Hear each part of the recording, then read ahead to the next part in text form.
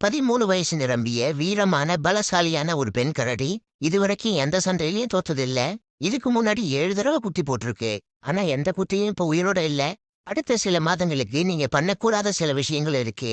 முக்கியமா ஆழமான தண்ணியில குதிக்க கூடாது, உயரமான மரங்கள்ல ஏறக்கூடாது, மலை உச்சியிலிருந்து எட்டி பார்க்க கூடாது, கெட்டு போனதை சாப்பிடக்கூடாது. அதோட கூர்மையான பற்கள், உயரமான கால்கள், நீளமான மூக்கு, பெரிய மூளை இருக்கிற விலங்குகள் பக்கத்துல போகவே கூடாது. உங்க தாய் உங்களுக்கு வாழ்க்கையோட அடிப்படை பாடங்களை கற்றுக் கொடுக்குது.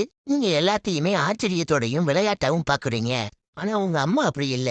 ஆபத்து வரத முன்கூட்டியே உங்க தாயால உணர முடியுது. அது ஒரு ஆண் கரடி. உங்களை நோக்கி தான் வருது. சண்டைக்கு வரல. ஆனா உங்க தாய் இப்போ அவைலபிளா இல்ல. அதனால சண்டை வருது.